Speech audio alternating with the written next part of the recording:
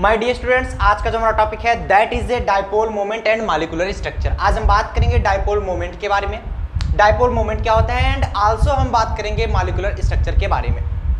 सबसे पहले हम जान लेते हैं डायपोल मोमेंट क्या होता है। तो डायपोल मोमेंट यहाँ पर हिडन डालेंगे, हिडन डाला जा रहा है डायपोल मोमेंट। डायपोल मोमेंट क्या है, आइए इसके बारे में चर्चा करते हैं। बताया जा रहा है जैसे डायपोल मोमेंट तो आप लोग पहले ही पढ़ चुके हो, डायपोल क्या होता है ये तो हमने पढ़ा ही दिया। अब डायपोल मोमेंट आप क्लास 12th में भी पढ़ के आए हो। क्लास 12th में बहुत अच्छी तरीके से आपने डायपोल मोमेंट पढ़ा था, लेकिन फिजिक्स में पढ़ा था। फिजिक्स में क्या होता है, डायपोल मोमेंट सब कुछ तो सेम रहता है, जितनी भी डिफिनीशंस है, फार्मूला है, सब कुछ सेम है। अंतर सिर्फ एक जगह होता है, डायरेक्शन का। फिजिक्स में डायरेक्शन चेंज होता है, केमिस्ट्री में डायरेक्शन चेंज होता है। अब केमिस्ट्री में कौन सा डायरेक्शन लेते हैं वो अभी हम आगे चर्चा करेंगे। केमिस्ट्री में पॉजिटिव टू निगेटिव जाता है डायपोल मोमेंट, बट फिजिक्स में निगेटिव टू पॉजिटिव जाता है, यही याद रखिएगा बस। केमिस्ट्री में याद करने के तरीका भी हम बता देंगे कैसे याद किया जाएगा, बस ये याद रखिए। केमिस्ट्री में पॉजिटिव से निगेटिव की तरफ जाता है डायपोल मोमेंट का डायरेक्शन, एंड फिजिक्स में निगेटिव से पॉजिटिव की तरफ होता है, क्योंकि आपने इलेक्ट्रोस्टैटिक फोर्स में देखा था कि माइनस से प्लस की ओर जाता था डायपोल मोमेंट। म्यू का डायरेक्शन क्या होता था, माइनस से प्लस की ओर होता था, माइनस से प्लस की ओर जाता था।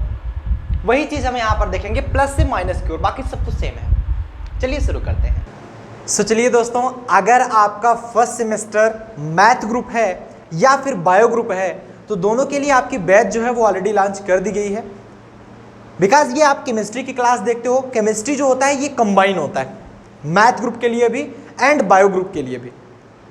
केमिस्ट्री आपने पढ़ा, होपफुली आप सभी को बहुत अच्छी तरीके से समझ में आई होगी केमिस्ट्री। बात करते हैं फर्स्ट ईयर, अगर आप बायो ग्रुप में पढ़ रहे हो या फिर मैथ ग्रुप में पढ़ रहे हो तो आपको कौन सी बैच लेनी है, कितनी प्राइसिंग है, वो सारी हम डिस्कस कर देते हैं, जिसमें आप complete physics, chemistry, math and zoology, botany, chemistry पढ़ सकते हो।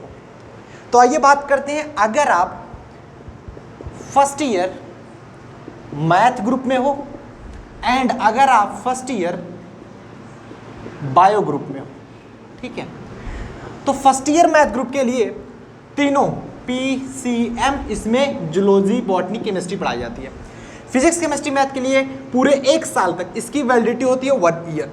फर्स्ट ईयर के लिए मतलब 1 ईयर की वैलिडिटी है इसकी फीस 1699 रुपीज़ है, और इसकी भी फीस 1699 रुपीज़ है, जिसमें फ्लैट 1000 का ऑफ कर दिया गया है। मतलब ये सिर्फ 699 रुपीज़ में ही आपको मिल जाएगा, ओनली 699 रुपीज़ में आपको मिल रहा है।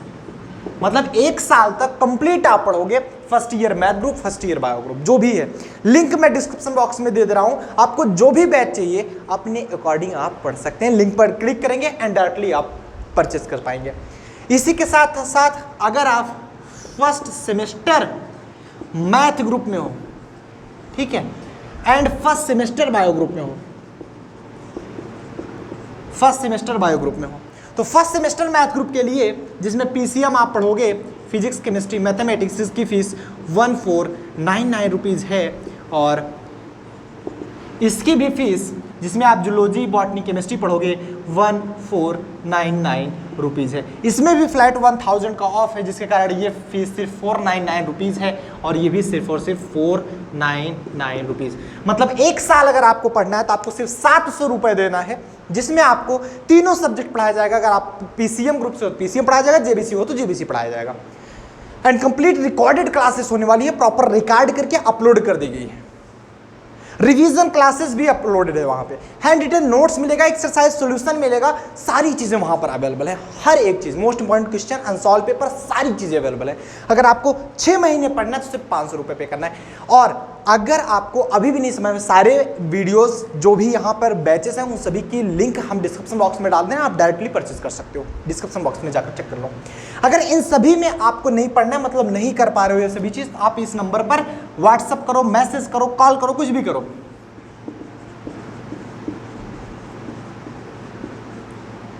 9532039099 इस नंबर पर आप कॉल कर सकते हैं, मैसेज कर सकते हैं, व्हाट्सअप कर सकते हैं, कुछ भी कर सकते हैं। हाँ, मुझे इस बैच में एडमिशन चाहिए, आपको एक स्कैनर भेज दिया जाएगा, आप उस पर पेमेंट करके स्क्रीनशॉट भेजेंगे, आपको प्रॉपर इसमें एडमिशन कर दिया जाएगा। ये this is the best method, ठीक है। तो ये है आपका 9532039099। तो होपफुली आप सभी को काफ़ी अच्छा समझ में आ रहा होगा एंड बेस्ट परचेज करिए और पूरी कंप्लीट अपनी क्लास कवर करिए। All the very best. Dipole moment में क्या होता है, the product of charge Q at each end of dipole and distance L between the charge known as dipole moment. मतलब क्या कहा जा रहा है, कोई भी हमने दो चार्ज रखा, सपोज दैट कोई भी हमने दो चार्ज रखा, अब दोनों चार्जों में से किसी भी एक चार्ज लेंगे, उसका हम मॉड लेंगे, मतलब मैग्नीट्यूड लेंगे, ना कि उसके प्लस माइनस डायरेक्शन से हमें मतलब नहीं है। तो कोई भी दोनों में से कोई भी एक चार्ज का मैग्नीट्यूड तथा उन दोनों चार्जों के बीच की दूरी के गुणनफल को ही हम क्या कहते हैं, म्यू कहते हैं। उन दोनों के बीच के दूरी के मल्टीप्लीकेशन को ही हम क्या कहते हैं, जस्ट डाइपोल मोमेंट। चलिए देखते हैं कैसे बताएंगे इसको। जैसे कि आप लोग देखिएगा, मैंने दो चार्ज रख लिया, यहाँ पर मैंने दो चार्ज रखा, एक पॉजिटिव एक निगेटिव, मतलब ये मान लिया प्लस का क्यू चार्ज है, ये मान लिया माइनस का क्यू चार्ज है। बात समझ में आ रही है। इसके बीच कुछ डिस्टेंस रही होगी, इसके बीच कुछ डिस्टेंस रही होगी, हम इसके बीच की डिस्टेंस को मान लेते हैं r या मान लेते हैं l, क्योंकि यहाँ पर l लिखा जा रहा है, देख पा रहे हो ना, डिस्टेंस l। आप r मानो, l मानो, कुछ भी मानो। वहाँ पर फिजिक्स में क्या मानते थे, 2l मान लेते थे। 2l क्यों मानते थे, क्योंकि वहाँ पर हम डाइपोल मोमेंट निकालते थे, हाफ भी करना पड़ता था, तो l/2 आता, उससे अच्छा है 2l मान लें, तो वहाँ पर l और l आ जाता था, जिसके कारण हमें ये आसानी हुआ कि हम सॉल्व अच्छी तरीके से कर पा रहे थे। आप l मानेंगे, l/2 करके भी सॉल्व कर लेंगे, बस सिंपलीफाई हो जाता था वो, इसलिए वहाँ पर 2l माना गया था। ऐसा मत सोचिएगा वो 2l है, यहाँ पर l क्यों मान लिया गया। एग्जैक्टली आप 12th में भी अगर देखेंगे तो कई बुक उठाकर देखेंगे तो किसी में l/r या किसी में 2r, किसी में 2l माना गया है। वो आता है आंसर सेम ही, आंसर चेंज नहीं आएगा। जब आप इलेक्ट्रिक फील्ड फाइंड करोगे तो बात सेम ही आएगी, चाहे आप एक्सिस पर फाइंड करो, चाहे आप 90 डिग्री पर फाइंड करो, सबको लिए ई की वैल्यू सेम आएगी। बट क्या है कि वहाँ पर आप इसलिए मानते हो कि थोड़ा सा आसानी हो जाए, सॉल्व करने में थोड़ा आसान हो जाए, इसलिए, ठीक है। तो यहाँ पर डाइपोल मोमेंट क्या कहा जाए, डाइपोल मोमेंट को हम रिप्रेजेंट करते हैं म्यू से। डाइपोल मोमेंट को हम रिप्रेजेंट करते हैं म्यू से, यहाँ पर लिख सकते हैं डाइपोल मोमेंट को हम म्यू से रिप्रेजेंट करते हैं। तो अब अगर हम बताएं यहाँ पर कि डाइपोल मोमेंट बराबर क्या होगा, तो डाइपोल मोमेंट आपका निकलेगा that's mu is equal to, दोनों में से कोई एक चार्ज का मैग्नीट्यूड, चाहे आप प्लस क्यू लोगे चाहे आप माइनस क्यू लोगे, मैग्नीट्यूड सिर्फ क्यू आएगा, क्यू इनटू में उनके बीच की दूरी क्या है, यल, बीच की दूरी यल, इसी को कहते हैं म्यू बराबर क्यू इंटू यल, म्यू बराबर क्यू इंटू यल। ठीक है, बातें समझ में आई, यहाँ तक क्लियर हुआ सबको कि नहीं आया, समझ में आ गया ना कि let we have two charge, the multiplication of magnitude of one charge and distance between them known as dipole moment. किसी भी दो चार्ज के बीच की दूरी तथा उन चार्जों में से किसी भी एक चार्ज के मैग्नीट्यूड के गुणनफल को हम क्या कहते हैं, डाइपोल मोमेंट कहते हैं, द्विध्रुव आघूर्ण जिससे आप बोलते हैं। बातें समझ में आई। डाइपोल मोमेंट किसे कहते हैं कि कोई भी दो चार्ज है उसमें से किसी एक चार्ज के मैग्नीट्यूड तथा उनके बीच की दूरी के गुणनफल को ही हम म्यू कहते हैं, डाइपोल मोमेंट कहते हैं। सो नोट डाउन कर लीजिए, हम लोग आगे चलते हैं। Take a screenshot, take a screenshot. आगे चलें, बताओ आगे चलें, चलो। नेक्स्ट अगर हम बात करें dipole moment and molecular structure में, एक हमने एग्जांपल रखा, एक हमने पॉजिटिव चार्ज रख लिया, एक हमने निगेटिव चार्ज रख लिया। पॉजिटिव चार्ज क्या रखा, जैसे हमने HCl मान लिया, तो HCl में क्या आएगा, एक पे पॉजिटिव चार्ज आ जाता है, एक पे निगेटिव चार्ज आ जाता है। क्यों? क्योंकि chlorine is more electronegative than the alkali metals. तो वो क्या करता है, इलेक्ट्रॉन्स को खींचने की क्षमता ज़्यादा रखता है, because hydrogen atom have more electron efficiency, उसके पास इलेक्ट्रॉन खींचने की क्षमता ज़्यादा है, ठीक, इलेक्ट्रॉन अफिनिटी ज़्यादा है। तो क्या करेगा, क्लोरीन जो है हाइड्रोजन से इलेक्ट्रॉन को खींच लेगा, तो उसके पास निगेटिव चार्ज, हाइड्रोजन पास पॉजिटिव चार्ज। तो आप यहाँ पर देख पा रहे हैं इलेक्ट्रॉनों का मूवमेंट कहाँ से कहाँ हो रहा है, हाइड्रोजन से क्लोरीन की ओर। तो केमिस्ट्री में हम पढ़ते हैं कि इलेक्ट्रॉनों का जिधर मूवमेंट हो रहा होता है उधर ही हम डाइपोल मोमेंट बताते हैं। तो इलेक्ट्रॉन किधर से किधर जा रहे हैं, हाइड्रोजन से क्लोरीन की ओर, इसीलिए इसका कुछ इस प्रकार से बनाया गया कि जिस पर पॉजिटिव चार्ज आ जाता है उसे प्लस डायरेक्शन, जिस पर निगेटिव चार्ज उधर इलेक्ट्रॉन मूव कर रहे होते हैं। एरो का डायरेक्शन यही होता है। बातें समझ में आई कि हम केमिस्ट्री में पढ़ते हैं डायपोल मोमेंट का जो डायरेक्शन होता है वो आप इलेक्ट्रॉनों के डायरेक्शन को ही बताते हो, इलेक्ट्रॉनों के डायरेक्शन को ही बताते हो। तो यहाँ पर लिख लो direction of dipole moment, direction of dipole moment is equal the is in the direction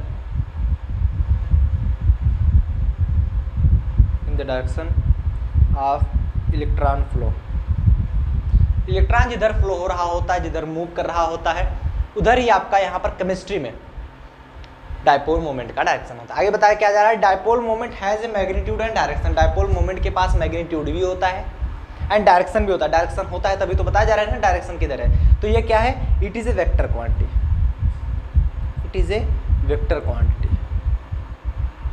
ये क्या हमारी वेक्टर क्वांटिटी, क्योंकि इसके पास डायरेक्शन है, इसके पास मैग्नीट्यूड है, तो ये क्या कहलाएगा, वेक्टर क्वांटिटी। अब वो मत याद रखिएगा वेक्टर नियम का पालन करता है या नहीं करता है, करता है तभी तो वेक्टर क्वांटिटी हुई ना, अगर नहीं करता होता तो कहाँ से वेक्टर क्वांटिटी होती। यहाँ तक सबको समझ में आ गया होगा, उम्मीद करते हैं क्लियर है। डायपोल मोमेंट किसे कहते हैं समझ में आया, क्योंकि कोई भी एक चार्ज तथा दोनों चार्जों के बीच की दूरी के गुणनफल को ही हम डायपोल मोमेंट कहेंगे। एंड ये एक वेक्टर क्वांटिटी होता है, it has magnitude and direction and its direction is in the direction of electron flow. Clear हुआ। ये मत भूलिएगा कभी भी, केमिस्ट्री में ऑलवेज पॉजिटिव टू निगेटिव होता है आपका डायपोल मोमेंट, एंड आपके फिजिक्स में निगेटिव टू पॉजिटिव होता है डायपोल मोमेंट। बात की सब कुछ सेम है। वहां पर भी म्यू बराबर क्यू इंटू एल पढ़े थे, यहाँ पर भी म्यू बराबर क्यू इंटू एल पढ़ेंगे। टेक ए स्क्रीनशॉट्स, हम लोग आगे चलते हैं। Take a screenshots, take a screenshots. चल आगे अगर हम बात करें unit of dipole moment, unit of dipole moment, dipole moment की यूनिट क्या होती है, किसी को पता है डायपोल मोमेंट की यूनिट बताना। इसकी यूनिट जो होती है ये पीटर डिबाई के नाम से डिबाई पड़ी थी, मतलब पीटर डिबाई एक वैज्ञानिक थे, साइंटिस्ट थे पीटर डिबाई। ये देखो पीटर डिबाई, ये एक साइंटिस्ट थे, साइंटिस्ट, इन्होंने एक खोजा था इसकी यूनिट। तो इसकी जो आपकी बताएंगे सीजीएस यूनिट होती है वो डिबाई होती है। इसकी जो सीजीएस यूनिट होती है, CGS unit, CGS unit that is debye, debye. CGS unit इसकी क्या होती है, डिबाई। बातें क्लियर हो रही है, सीजीएस यूनिट डिबाई होती है। और ये कब होता है, सीजीएस यूनिट एक डिबाई कब होती है, मतलब कोई भी आप देखोगे अगर उसकी यूनिट मतलब डायपोल मोमेंट की यूनिट एक डिबाई कब होगी, जब यहाँ पर लिख भी सकते हैं कि a debye is unit of dipole moment when, लिखोगे यहाँ पर छोटा सा पॉइंट हम लिख देते रहे हैं जिससे आपको कंफर्मेशन हमेशा बनी रहे, ठीक है। लिख लेंगे यहाँ पर कि a debye is a unit of, is unit of dipole moment when, dipole moment की यूनिट डिवाई कब होगी, जब Q आपका चार्ज आपका 1 × 10⁻⁻10 ESU के बराबर हो। यहाँ पर ESU अगर ना जानते हो तो मैं बता दे रहा हूँ, इलेक्ट्रोस्टैटिक यूनिट बोलते हैं इसको, इलेक्ट्रोस्टैटिक यूनिट होती है ESU, ठीक है। और मतलब जो Q है आपका वो 1 × 10⁻⁻10 के बराबर होना चाहिए, 1 × 10⁻⁻10 ESU के बराबर होना चाहिए, याद आया। एंड जो डिस्टेंस होना चाहिए L that's equal to 1 angstrom, 1 angstrom. क्योंकि ये आपका सीजीएस यूनिट है तो आप 1 एंगस्ट्रॉम को चेंज करेंगे 1 × 10⁻⁻10 मीटर, क्योंकि सीजीएस में आप चेंज करोगे तो मीटर की जगह सेंटीमीटर रखोगे तो 1 मीटर में 10⁻2 सेंटीमीटर, तो 10⁻10 है 10⁻2 10⁻8, 1 × 10⁻8 सेंटीमीटर। तब जाकर आप इसको डिबाई में कह पाओगे।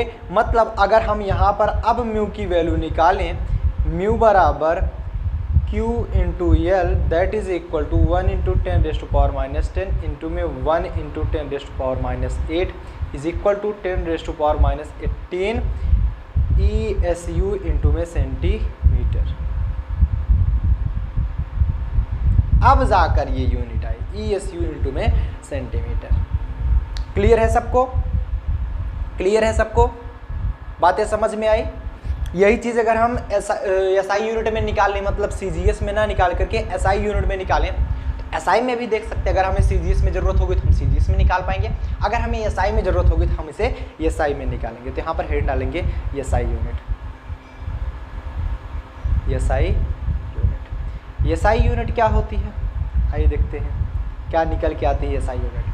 SI यूनिट तब निकलेगी, आप इसे बोलोगे, इसकी जो SI यूनिट होती है that is a coulomb metre. Unit जो होती है SI में that is equal to coulomb metre. Coulomb metre. यहाँ पर क्या होता है, ESU सेंटीमीटर बोले या जस्ट हम डिवाइड बोल देते थे। अब हम कूलाम मीटर कब निकालेंगे SI यूनिट में?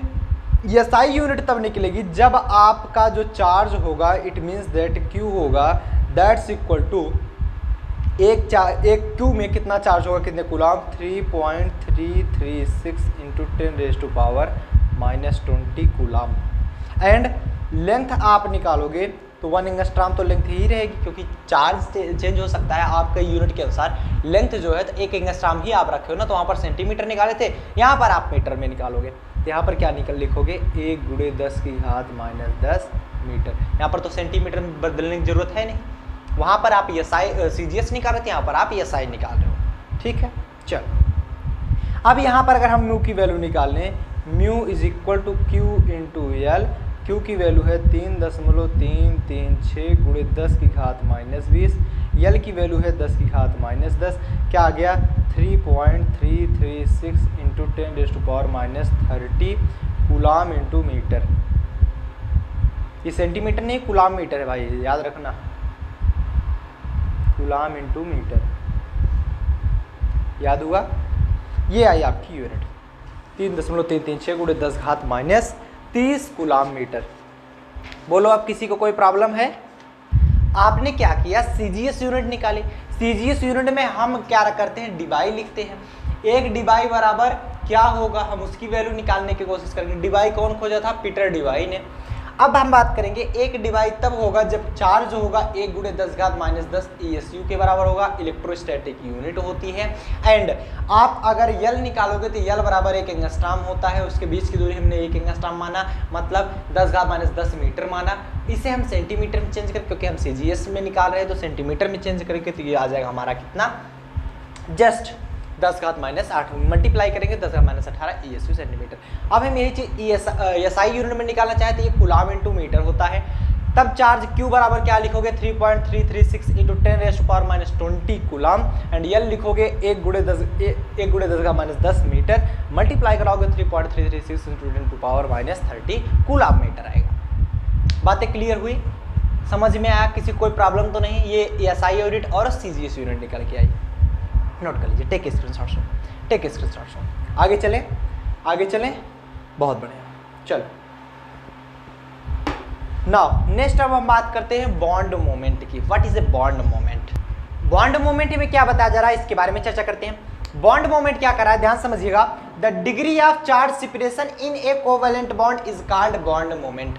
मतलब जो डिग्री ऑफ चार्ज सेपरेशन होता है किसी भी कोवैलेंट बॉन्ड में, वही हमारा बॉन्ड मोमेंट कहलाता है। मतलब बॉन्ड मोमेंट में आप पढ़ते हो चार्ज का सेपरेशन, डायपोल मोमेंट। अभी हम दोनों में डिफरेंस भी दिखाएंगे, डायपोल मोमेंट और बॉन्ड मोमेंट में क्या डिफरेंस होता है। डायपोल मोमेंट क्या होता है कि म्यू बराबर कोई भी एक चार्ज तथा उनके बीच की दूरी का गुणनफल, multiplication of either one charge and difference between या डिस्टेंस बिटवीन बोथ चार्ज। लेकिन यहाँ पर जो डायपोल मोमेंट आता है ये चार्जों के सेपरेशन बताता है कि चार्ज कितना सेपरेट हुए, एक तरफ से दूसरी तरफ कितना शिफ्ट हुआ है। मतलब जो बॉन्ड मोमेंट होता है that is the degree of charge separation in a covalent bond. याद करो, degree of charge separation in a covalent bond is known as dipole bond moment. याद करने की आवश्यकता है नहीं। The degree of charge separation in a covalent bond. Covalent bond में ही तो चार्ज सेपरेशन होगा, क्योंकि ये दोनों की साझेदारी हुई है ना, तो कोई एक कौन लेगा जो ज़्यादा पावरफुल होगा। जैसे हम और आप ज़्यादा, हमने आपने साझेदारी कर ली, ठीक है, या मैं मेरा दोस्त है, दोनों ने साझेदारी की एक एक इलेक्ट्रॉन की, तो साझेदारी चलती रही, लेकिन हमको आवश्यकता हुई या दोस्त को आवश्यकता हुई, सपोज दैट, तो दोनों में से कौन लेगा जो ज़्यादा पावरफुल होगा। मान लो मेरा दोस्त ज़्यादा पावरफुल शरीर बनाया होगा बढ़िया से, वो मेरे इलेक्ट्रॉन भी लेकर भाग जाएगा ना, क्यों, ऐसा ही तो होगा। तो ऐसा ही होता है कि जो ज़्यादा पावरफुल वो इलेक्ट्रॉन खींच लेगा। तो यहाँ पर क्लोरीन ज़्यादा पावरफुल है तो हाइड्रोजन से खींच लेगा, भले ही दोनों ने साझेदारी की। तो मैं क्या करूँगा, मुझसे तो इलेक्ट्रॉन चला गया, लेकिन मैं सभी को क्या बताऊँगा कि मैं धनी हूँ, मैंने उसको दिया है, लेकिन बात सही है, वो छीन लिया है ना। तो यही है कि हाइड्रोजन से क्लोरीन ने छीन लिया है। हाइड्रोजन क्या बता रहा है कि मैं धनी हूँ, अब मैंने दिया उसको इलेक्ट्रॉन, लेकिन छीन कर तो ले गया वो इलेक्ट्रॉन, अपना काम कर लिया। तो the degree of charge separation in covalent bond, covalent bond में ही चार्ज सेपरेशन होगा ना, क्योंकि दोनों की साझेदारी हुई है इलेक्ट्रॉनों की। तो the degree of charge separation in covalent bond is known as bond moment. याद हो गया, the degree of charge separation in a covalent bond is known as bond moment. याद हुआ। देखो क्लास में जब पढ़ते हो तो क्लास में ही सब कुछ याद करने की कोशिश क्या करो, क्लास के बाद अगर याद करोगे तो मजा नहीं आएगा। मेरे साथ बोलो, the degree of charge separation in a covalent bond known as bond moment. याद हो गया बस। आइए यहाँ पर समझते हैं बॉन्ड मोमेंट कहते किसे। मान लिया हमारे HCl लिया, suppose that we have a HCl। यहाँ पर आप देख पा रहे हो कि आपके पास एक HCl है, ये यहाँ पर, ठीक है। दोनों के पास बीच में बॉन्ड बना हुआ है, जबरदस्त मस्त बॉन्ड, ठीक है। दोनों ने साझेदारी की है, मित्रता चल रही है। अब होगा क्या, बात समझना, HCl में हाइड्रोजन के पास एक इलेक्ट्रॉन ये साझेदारी किया था, देख ध्यान से, हाइड्रोजन के पास एक इलेक्ट्रॉन था जो कि ये लगाया हुआ है। क्लोरीन अपना एक इलेक्ट्रॉन लगाया हुआ है, बाकी अपना रखा हुआ है, ठीक है। क्लोरीन अपना एक इलेक्ट्रॉन लगाया हुआ है साझेदारी में, बाकी हमसे नहीं मतलब, बाकी आप सभी जानते हो इलेक्ट्रोमोस्फेयर में उसके 5 इलेक्ट्रॉन होते हैं, 4 अपना रखा हुआ है। अब देखो क्लोरीन जो होता है अपना एक इलेक्ट्रॉन हाइड्रोजन के साथ लगाया हुआ है, एक एक इलेक्ट्रॉन दोनों ने लगाए हुए हैं। अब क्या होगा, आफ्टर सम टाइम ये क्लोरीन क्या करेगा, इलेक्ट्रॉन को खींच लेगा। तो मतलब क्लोरीन के पास ही दोनों इलेक्ट्रॉन आ जाएंगे, ये देख रहे हो, दोनों इलेक्ट्रॉन क्लोरीन ने खींच लिया, क्योंकि इलेक्ट्रॉन क्षमता इसके पास ज़्यादा, खींचने की क्षमता, अफिनिटी ज़्यादा है इसकी। जब इलेक्ट्रॉन खींच लिया तो हाइड्रोजन के पास पॉजिटिव चार्ज, क्लोरीन के पास निगेटिव चार्ज। यहाँ पर चार्ज का सेपरेशन हुआ कि नहीं हुआ, चार्ज का सेपरेशन हुआ कि नहीं हुआ, तो यहाँ पर हो रहा है चार्ज सेपरेशन, यहाँ पर हो रहा है क्या, चार्ज सेपरेशन, एंड इसी को हम बोलते हैं क्या, बॉन्ड मोमेंट। अब बॉन्ड मोमेंट भी सबका अलग अलग होता है, बॉन्ड मोमेंट। और निकालेंगे कैसे उसको भी अभी हम बताएंगे, बॉन्ड मोमेंट निकाला कैसे जाता है। थोड़ा सब्र बनाए रखो, एकाएक ही सब कुछ बता देंगे तो भूल जाओगे, थोड़ा सब्र बनाए रखा करो, धीरे धीरे सब कुछ समझा देंगे। कोई भी ऐसा पॉइंट नहीं होगा जो छूट जाएगा आपसे, मैं गारंटी देता हूँ कि ऐसा कोई सा भी पॉइंट अगर छूट जाए तो मुझसे कंप्लेन कर देना कि नहीं सर ये पॉइंट आप छोड़ दिए। पर थोड़ा सा सब्र बना कर रखा करो। यही तो एक अंतर होता है ना, जैसे आप किसी टीचर से पढ़ रहे होते हैं या फिर आप बुक से पढ़ रहे होते हैं। बुक में भी एक तरफ से दिया रहता है लेकिन नहीं समझ में आता। टीचर क्या करता है, बुक की चीज़ों को भी, क्योंकि उसको ऑलरेडी पता है, वो पहले से पढ़ा हुआ है, ऐसा नहीं कि वो पैदा होते ही सब कुछ याद करके आया था, वो किसी अपने टीचर से पढ़ा रहा होगा। तो एक सीक्वेंस बन जाता है कि वो चीज़ें वो ऑलरेडी जानते। जैसे मैं इस चैप्टर को पढ़ा रहा हूँ, molecular polarity and weak chemical forces, तो इसमें से मुझे तो याद है पूरा एक चैप्टर। अगर मुझे चैप्टर की बात की जाए तो एक एक पॉइंट मुझे याद है, आपको नहीं याद है अभी, लेकिन मैंने जितना पढ़ा उतना याद हो गया कि नहीं याद हो गया। तो मुझे तो ये पूरा चैप्टर याद हो गया है, पूरे चैप्टर में से कहीं से एक एक पॉइंट पूछ लो। अब मैं क्या करूँगा कि वो चीज़ें मैं पहले बताने की कोशिश करूँगा जो चीज़ें आगे यूज होने वाली हैं। जैसे बॉन्ड मोमेंट अगर मैं बाद में बताता हूँ, परसेंटेज आयनिक कैरेक्टर पहले बताने लगता हूँ, तो बॉन्ड मोमेंट में आप फंस जाओगे, क्योंकि बॉन्ड मोमेंट नहीं पता तो परसेंटेज आयनिक कैरेक्टर निकालोगे कैसे।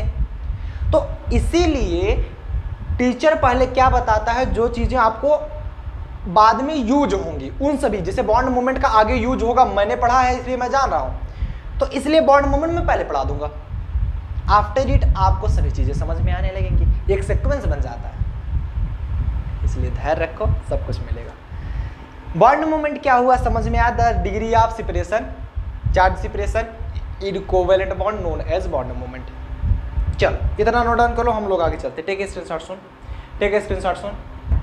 चलो नेक्स्ट अगर हम बात करें, क्या बताया जा रहा है, the bond moment decreases with decreasing electronegative of the hydrogen atom. Bond moment भी घटता जाता है जैसे जैसे किसी भी हाइड्रोजन एटम की इलेक्ट्रोनेगेटिविटी घटती जाती है। मतलब बॉन्ड मोमेंट घटेगा, इसे कहने के अनुसार यही है, बॉन्ड मोमेंट घटेगा जैसे जैसे इलेक्ट्रोनेगेटिविटी ऑफ हाइड्रोजन घटेगा। मतलब इलेक्ट्रोनेगेटिविटी ऑफ हाइड्रोजन एटम अगर घट रहा है, किसी भी हाइड्रोजन एटम की अगर इलेक्ट्रोनेगेटिविटी घट रही है तो उसका बॉन्ड मोमेंट भी कम होता जाएगा, उसका बॉन्ड मोमेंट भी कम होता जाएगा। अब हम बात कर लेते हैं हाइड्रोजन एटम में इलेक्ट्रोनेगेटिविटी क्या होती है। इलेक्ट्रोनेगेटिविटी का ऑर्डर में दिखाऊं तो सबसे ज्यादा इलेक्ट्रोनेगेटिव कौन, F, क्योंकि F सबसे ज्यादा इलेक्ट्रोनेगेटिव, ऑक्सीजन इतना इलेक्ट्रोनेगेटिव होता है, लेकिन अगर आप F के साथ उसे कनेक्ट करा दो ना तो ये F इलेक्ट्रॉन खींच ले जाता है। सबसे ज्यादा इलेक्ट्रोनेगेटिव क्या होता है, F होता है हाइड्रोजन में।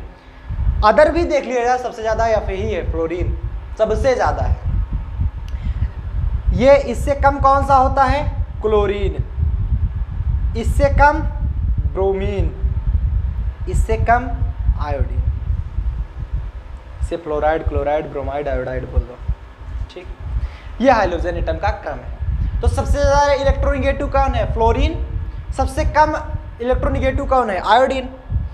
तो सबसे ज्यादा बॉन्ड मोमेंट किसका होगा, फ्लोरीन जिसके साथ रिएक्ट करेगा। सबसे कम बॉन्ड मोमेंट किसका होगा, जिसके साथ आयोडीन रिएक्ट करेगा। तो मैं यहाँ पर एक स्ट्रक्चर बनाता हूँ, याद रखना। एक है HF, एक है HCl, एक है HBr, एक है HI, ठीक है। मतलब आपने देखा क्या कि HF, HCl, HBr, HI हमने बता दिया। तो आपने ये जाना है कि जैसे जैसे किसी भी हाइड्रोजन एटम की इलेक्ट्रोनेगेटिविटी कम होती जाती है वैसे वैसे उसका बॉन्ड मोमेंट भी कम होता जाता है। जिसकी इलेक्ट्रोनेगेटिविटी ज़्यादा उसका बॉन्ड मोमेंट ज़्यादा, जिसकी इलेक्ट्रोनेगेटिविटी कम उसका बॉन्ड मोमेंट कम। तो यहाँ पर इलेक्ट्रोनेगेटिविटी कौन है, किसका ज़्यादा है, फ्लोरीन का। ये ऑर्डर ऑफ इलेक्ट्रोनेगेटिविटी है, ऑर्डर ऑफ इलेक्ट्रोनेगेटिविटी, ठीक है। तो ऑर्डर ऑफ इलेक्ट्रोनेगेटिविटी में देख रहे हैं सबसे कम इलेक्ट्रोनेगेटिविटी हमारा आयोडीन का है। अब यहां पर समझो अगर हम बॉन्ड मोमेंट दिखाए, जैसे ये तो हमने पॉइंट्स रख दिया, अब यहां पर अगर हम एक एक का बॉन्ड मोमेंट आपको बताएं तो इसका जो बॉन्ड मोमेंट होता है HF का जो बॉन्ड मोमेंट होता है that is a 1.191 D for debye 1.91। देखो वो क्या है, डाइपोल मोमेंट है, वो भी डिवाई में आता है। ये जो बॉन्ड मोमेंट है ये चार्ज सेपरेशन दिखाता है, बस और कुछ नहीं दिखाता। HCl में अगर आप दिखाओगे HCl का बॉन्ड मोमेंट उससे कम होगा, क्या होगा 1.03 डिवाई। हाइड्रोजन ब्रोमाइड का इससे भी कम होगा क्योंकि इसकी इलेक्ट्रोनेगेटिविटी उससे कम होती है, तो 0.82 डी। HI का, हाइड्रोजन आयोडाइड का बॉन्ड मोमेंट सबसे कम होगा because electronegativity of iodide is much less than other hydrogen atom. तो यहाँ पर जो देखेंगे इसका जो बॉन्ड मोमेंट आता है ये बहुत कम आता है, 0.42 डिवाई के बराबर आता है। मतलब इसका जो बॉन्ड मोमेंट आएगा वो आएगा 0.42 डिवाई। बातें समझ में आई सबको, क्लियर हुआ। इसीलिए मैंने बताया कि जैसे जैसे इलेक्ट्रोनेगेटिविटी घटती जाएगी हाइड्रोजन एटम की वैसे वैसे आपका बॉन्ड मोमेंट भी डिक्रीज होता जाता है। तो bond moment just proportional to the electronegativity of hydrogen atom. आप यही बताओगे कि जो बॉन्ड मोमेंट होता है वो हाइड्रोजन एटम के इलेक्ट्रोनेगेटिविटी के जस्ट प्रोपोर्शनल होता है। As electronegativity of hydrogen atom increases, bond moment also increases, and electronegativity of halogen atom decreases, bond moment also decreases. So we can say that the electronegativity of hydrogen atom is directly proportional to the bond moment. बातें clear हुई कि नहीं सबको? बातें clear हुई? यहां पर याद करो, हाइड्रोजन फ्लोराइड सबसे ज्यादा इलेक्ट्रोनेगेटिव फ्लोराइड होता है, तो हाइड्रोजन फ्लोराइड का bond moment 1.91 Dibai, hydrogen chloride का 1.03 chloride 03 Dibai, and hydrogen bromide का उससे कम होता है 0.82 डिवाई, एंड सबसे कम होता है हाइड्रोजन आयोडाइड का तो 0.42 डिवाई। सबको पॉइंट्स याद हुए? क्लियर हुआ? सब लोग चैट सेक्शन में लिख के बताओ यस और नो। आगे चला जाए। बिल्कुल समझ में आया। यहां पर आपने डायपोल मोमेंट समझ लिया, बॉन्ड मोमेंट समझ लिया। अब हम चलते हैं मॉलिक्यूलर स्ट्रक्चर को समझते हैं। टेक ए स्क्रीनशॉट सुन, हम लोग आगे चलते हैं। टेक ए स्क्रीनशॉट सुन, टेक ए स्क्रीनशॉट सुन। चलो नेक्स्ट अगर हम बात करें, अब आप अगर डायपोल पढ़ ही रहे हो तो यहां पर काफी स्टूडेंट्स को कंफ्यूजन होती है, bond dipole and molecular dipole क्या होता है। Bond dipole and molecular dipole में डिफरेंस क्या आते हैं ये नहीं समझ पाते वो, ठीक है। तो हम चलिए बात कर लेते हैं बॉन्ड डायपोल क्या होते हैं एंड मॉलिक्यूलर डायपोल क्या होते हैं। ये हमेशा याद रखना, क्योंकि आप डायपोल पढ़ रहे हो, आपने डायपोल पढ़ा, आपने डायपोल मोमेंट पढ़ा, आपने बॉन्ड मोमेंट पढ़ लिया। अब बच्चों को दिक्कत कहाँ आ रही है, वो molecular dipole and bond dipole नहीं समझ पा रहे हैं। कई लोग सोच रहे हैं molecular dipole and bond dipole एक ही है, कई लोग सोच रहे हैं अगर अलग है तो क्या अलग है, वो चीजें हम यहाँ पर कंफर्म करते हैं। तो हेडिंग लगा लेंगे bond dipole versus molecular dipole. अब स्टार्ट करते हैं डिफिनीशन से। बॉन्ड डायपोल की डिफिनीशन क्या होती है एंड मॉलिक्यूलर डायपोल की डिफिनीशन क्या होती है, इसके बारे में चर्चा करते हैं। बॉन्ड डायपोल किसे कहेंगे, देखना ध्यान से। Bond dipole is the presence of two opposite charges in bond dipole is the presence of two opposite charge in the same chemical bond. जो बॉन्ड डायपोल होता है वो प्रेजेंस होता है, presence of two opposite charge, कोई भी दो opposite charge ले लो, positive and negative, and in the same chemical bond, same chemical bond के एंड में प्रेजेंट होता है आपका bond dipole. And molecular dipole क्या होता है, molecular dipole is the presence of two opposite charge and in the same molecule. ये same chemical bond में प्रेजेंट होता है, वो सेम मॉलिक्यूल में प्रेजेंट होता है, बस यही अंतर है मॉलिक्यूलर डायपोल। और जो बॉन्ड डायपोल है वो बॉन्ड में, मतलब सिंपल समझो अगर कि bond dipole is the presence of two opposite charges in the same chemical bond बोलोगे यहाँ पर, क्योंकि आप बॉन्ड डायपोल पढ़ रहे हो। मॉलिक्यूलर डायपोल में क्या कहोगे, मॉलिक्यूलर डायपोल में कि molecular dipole is the presence of two opposite charge in the same molecule बोल दोगे बस। बॉन्ड मोमेंट में केमिकल बॉन्ड लगा दोगे, मॉलिक्यूलर बॉन्ड, मॉलिक्यूलर डायपोल में सेम केमिकल मॉलिक्यूल बोल दोगे बस। अगर हम केमिकल स्पीशीज की बात करें तो जो बॉन्ड डायपोल होता है, it is given for a particular bond with in A molecule. किसी भी मॉलिक्यूल के बीच में ये जो बॉन्ड डायपोल होता है ये पार्टिकुलर एक बॉन्ड के लिए दिया जाता है। एंड मॉलिक्यूलर जो डायपोल होता है given for a particular chemical compound, मतलब ये किसी भी पार्टिकुलर बॉन्ड के लिए बॉन्ड डायपोल अप्लाई होता है। मॉलिक्यूलर डायपोल जो होता है वो किसी भी पार्टिकुलर केमिकल कंपाउंड के लिए होता है।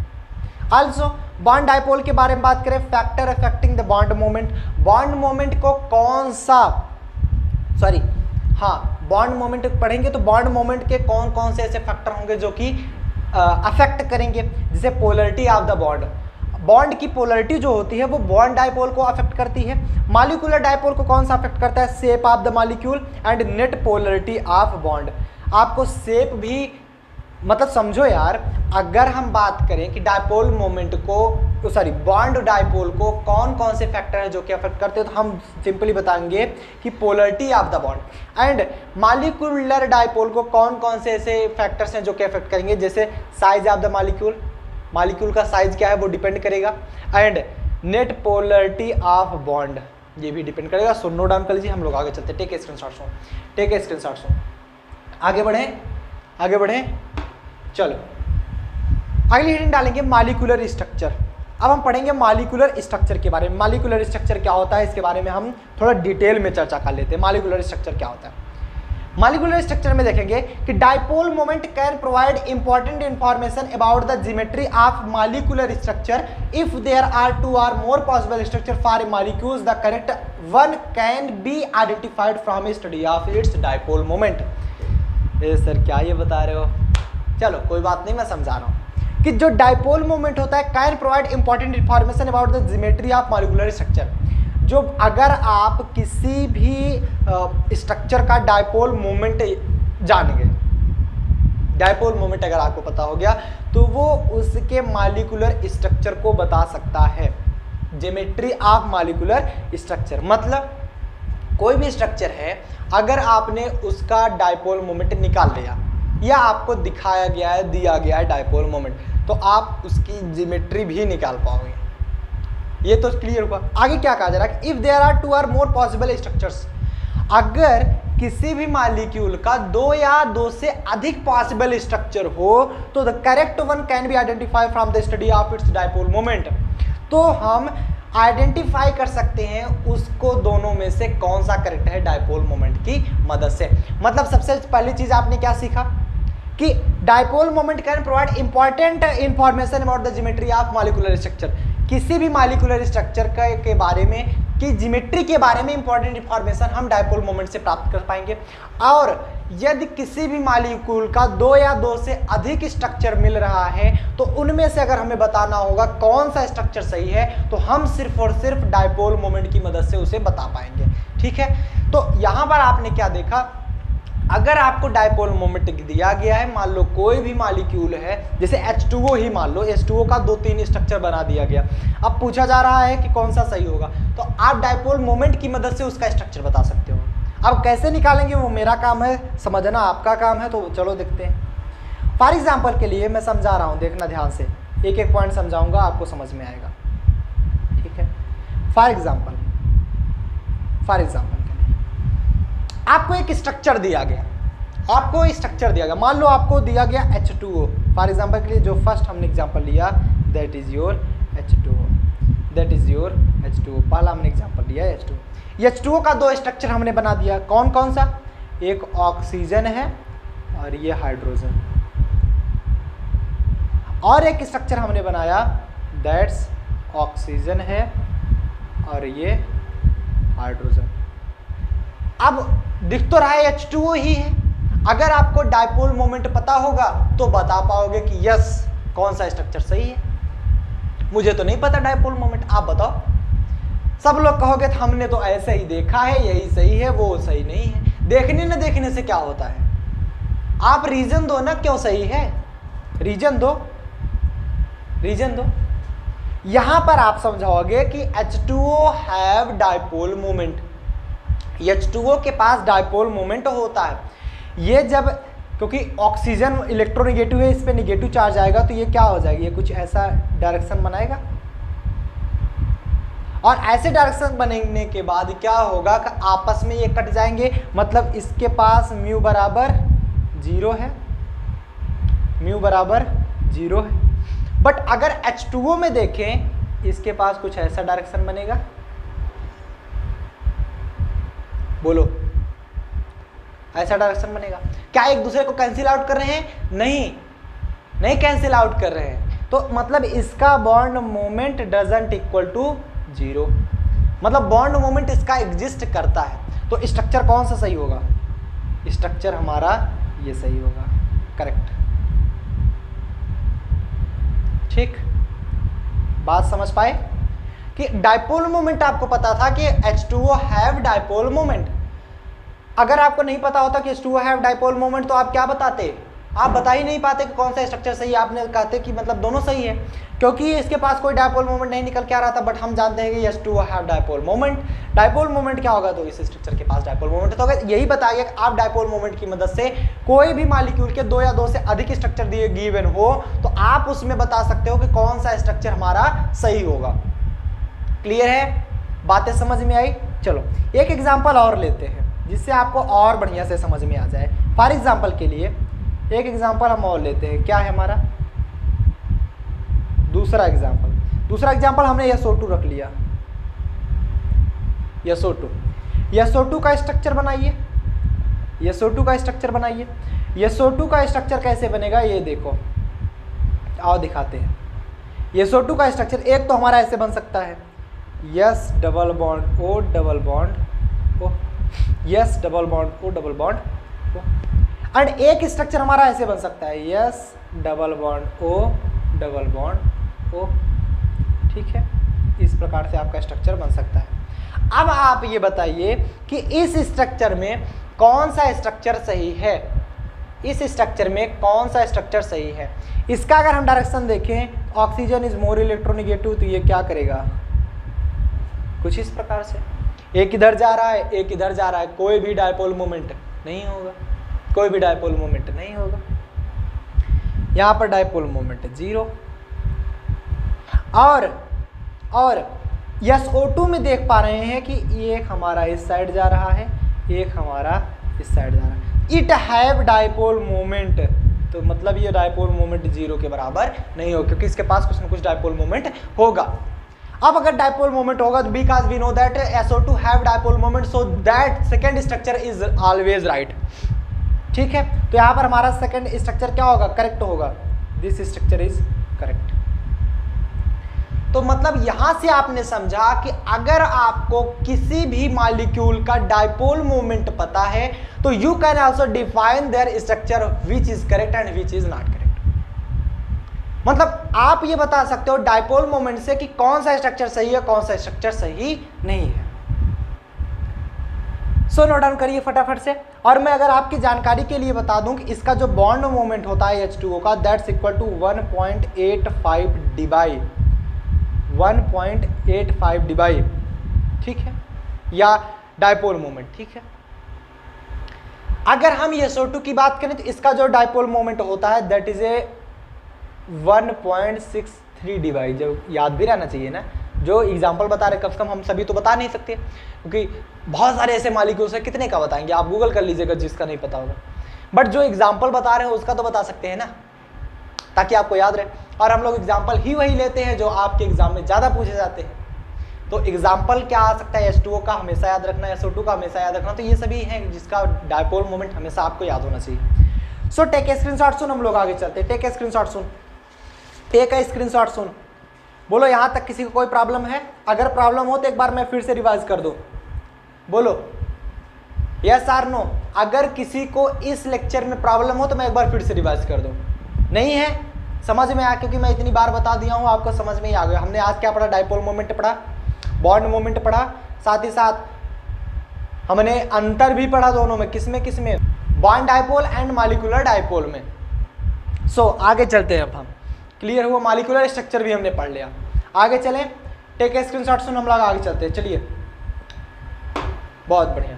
Percentage ionic character from dipole moment. अब हम डायपोल मोमेंट से किसी भी मॉलिक्यूल का परसेंटेज आयनिक कैरेक्टर निकालेंगे। मतलब अब हम बता सकते हैं कि वो किसी भी सॉल्यूशन में कितना आयनिक है, वो कितना आयनिक है, कितना परसेंट, 10%, 12%, 15%, 20%, कितना आयनिक है, तो वो चीज़ें हम बता सकेंगे परसेंटेज आयनिक कैरेक्टर से। और परसेंटेज आयनिक कैरेक्टर निकाला कैसे आता है, याद कर लो, ये क्वेश्चन पूछा जाता है आपके एग्जाम में, परसेंटेज आयनिक कैरेक्टर कैसे निकालेंगे, ठीक है। लिखिएगा, मैं बता रहा हूँ, एक एक पॉइंट हमको समझ में आएगा। The dipole moment can help us to calculate percentage ionic character of the fractional charge. Dipole moment क्या करता है, परसेंटेज आयनिक कैरेक्टर निकालने में हमारी मदद करता है। तो जो परसेंटेज आयनिक कैरेक्टर होता है उसकी डिफिनीशन की अगर हम बात करें तो the ratio of dipole moment, observe dipole moment and theoretical dipole moment known as percentage ionic character multiply 100 कर देंगे, क्योंकि हम परसेंटेज निकाल रहे हैं। तो आप यहां पर निकाल के देखिएगा, अगर हम परसेंटेज आयनिक कैरेक्टर निकालें, percentage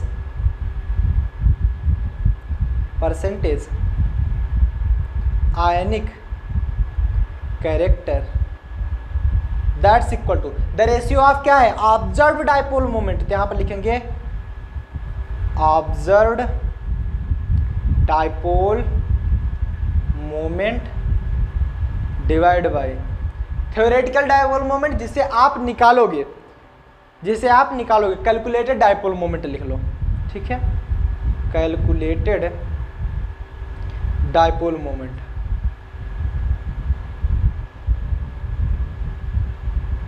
multiply with 100,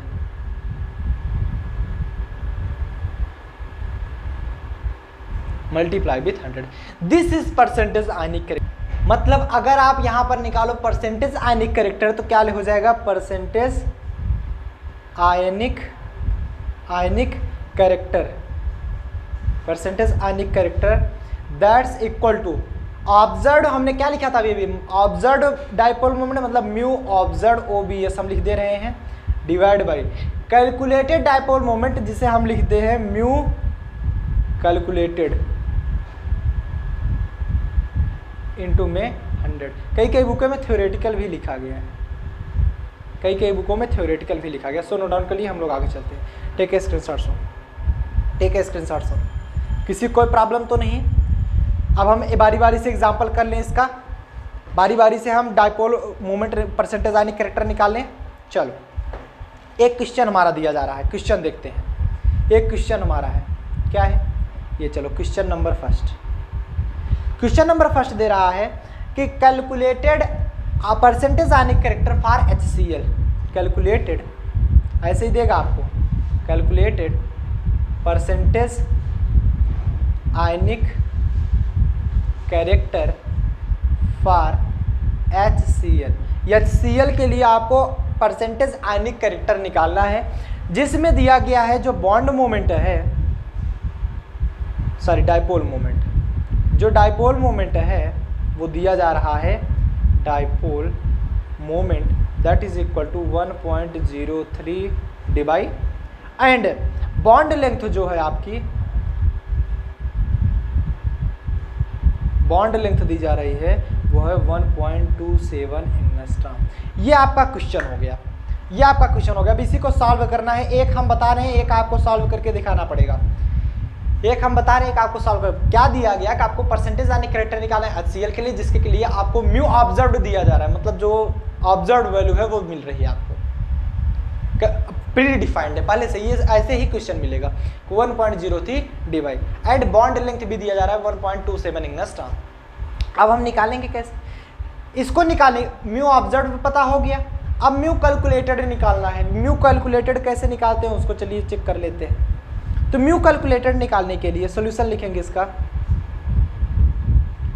mu calculated अगर हम निकालें इज इक्वल टू म्यू बराबर क्यू इंटू यल होता है, हाँ या ना, म्यू बराबर क्यू इंटू यल होता है। अब क्यू बराबर क्या होता है ये नहीं, क्योंकि हमें क्यू की वैल्यू तो पता नहीं है, इंटू में यल, यल की वैल्यू ऑलरेडी दी गई, बॉन्ड लेंथ क्या होता है, इसे अगर हम चेंज कर लेंगे तो 1.27 इंटू 10⁻⁻10 मीटर जब हम चेंज करेंगे। क्योंकि ये डिबाई में है तो इसलिए सेंटीमीटर में आएगा, तो ये 10⁻⁻8 सेंटीमीटर हो जाएगा। ठीक है, बातें समझ में आई। एक एंगस्ट्रॉम में 10⁻10 मीटर, 10⁻8 सेंटीमीटर, यही होता है। अब चलो यहाँ तक तो क्लियर हो गया। अब एक बात हमें नहीं समझ में आई, यन यहाँ पर क्या होगा, यन इज नंबर, तो यहाँ पर एक है, ई क्या है हमारा 1.6 इंटू 10⁻⁻19 कूलाम है, इंटू यल की वैल्यू है 1.27 इंटू 10⁻⁸ सेंटीमीटर। तो ये कूलाम सेंटीमीटर में आ रहा है, तो आप या तो कूलाम मीटर में निकालो। हम कूलाम मीटर में क्यों नहीं निकालें, क्योंकि हमें डाइपोल जो मोमेंट है वो ऑब्जर्व है डिवाई में, आप भी उसे डिवाई में ही चेंज करो तभी तो कटेगा।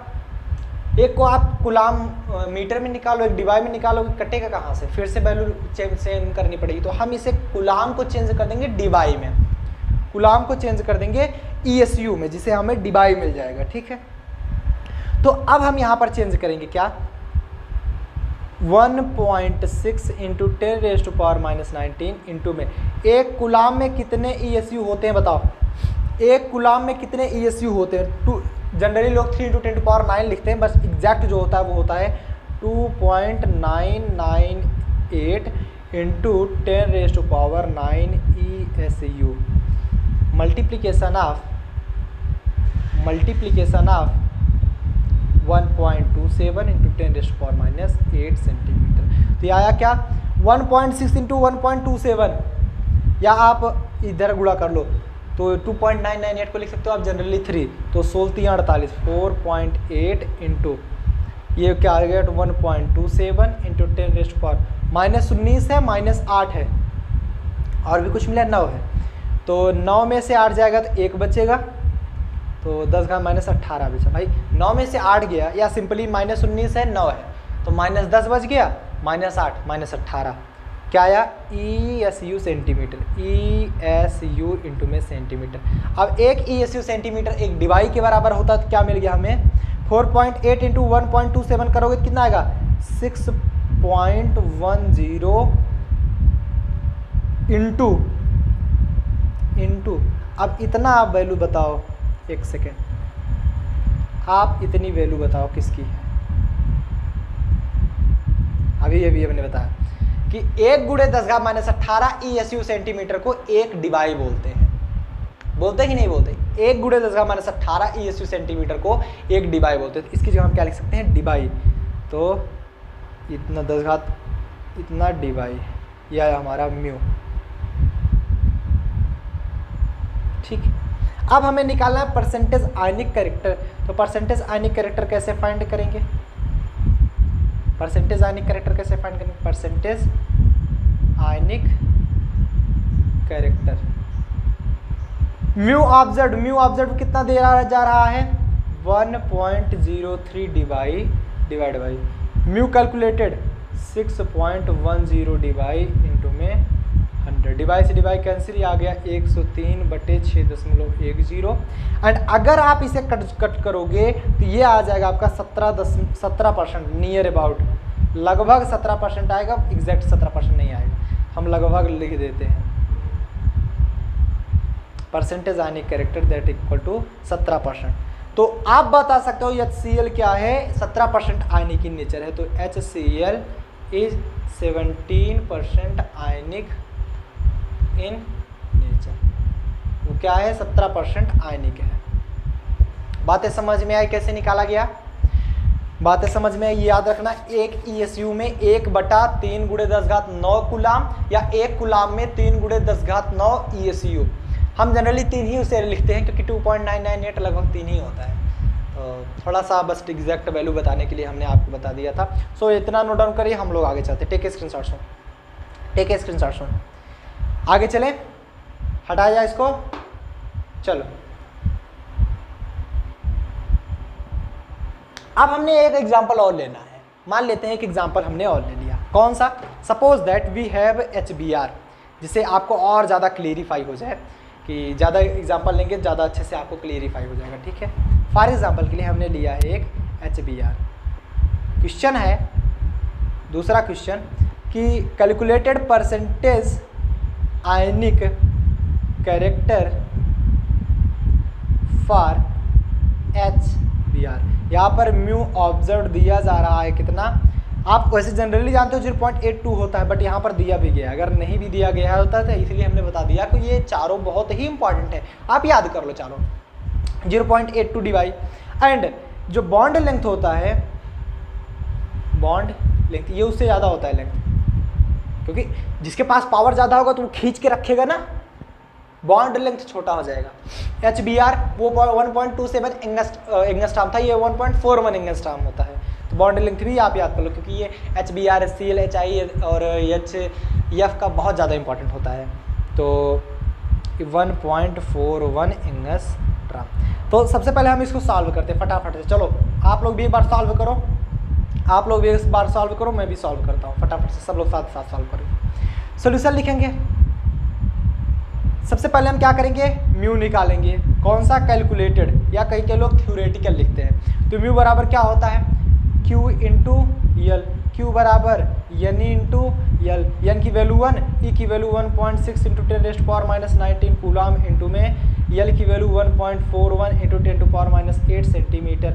एक एंगस्ट्रॉम में, क्योंकि आप देखो यार 1.41 एंगस्ट्रॉम में 10⁻⁻10 मीटर होते हैं, 1 मीटर 10⁻2 सेंटीमीटर, 10⁻2 सेंटीमीटर होता है, 10⁻10 10⁻2 10⁻60, तो 1.41 एक सेकेंड 41 इंटू 10⁻⁸ सेंटीमीटर, तो क्या आ गया आपका 1.6 इंटू 10⁻⁹, एक कुलाम में 3 गुणे 10 की घात 9 ESU होता है, इंटू में 1.41 इंटू 10⁻8 सेंटीमीटर, क्या आ गया 1.6 गुणे 3 4.8 गुणे 1.41 गुणे 10 की घात -19 9 -10 -8 10⁻18 ESU सेंटीमीटर, और एक ESU सेंटीमीटर को हम क्या बोलते हैं, 10⁻18 इंटू ESU सेंटीमीटर को हम एक डिवाई बोलते हैं। तो 4.8 गुणे 1.41 आप करोगे 6.77 आएगा, 6.77 debye, this is your mu which is your calculated mu. And अगर आप परसेंटेज आयनिक कैरेक्टर निकालोगे, percentage ionic character that's equal to mu observed, जितना आपका 0.82 debye mu calculated 6.77 debye into में 100, तो ये आ जाएगा 100 से गुणा करो तो 82 आ जाएगा बटे, क्योंकि आप एक डिवाई से डिवाई कैंसिल कर देते हो, 82 बटे 6.77, तो 82 बटे 6.77 12%, लगभग 11 कुछ होता है समथिंग, तो ये 12% लगभग आएगा, ठीक, नियर अबाउट 12%। तो ये आ जाएगा कि जो HBr होता है इज 12% आयनिक इन नेचर, मतलब जो आप HF देखोगे सबसे ज़्यादा आयनिक, HCl उससे कम, HBr उससे कम, HI सबसे कम आयनिक इन नेचर, क्योंकि वो 17% आया था लगभग, ये 12%, 11 हम नहीं लिखते, लगभग हम लिख देते हैं। तो उम्मीद करते हैं ये सभी चीज़ें आपको समझ में आई होगी, क्लियर है। टेक स्क्रीनशॉट्स और हम लोग आगे चलते हैं, टेक स्क्रीनशॉट्स आगे चला जाए।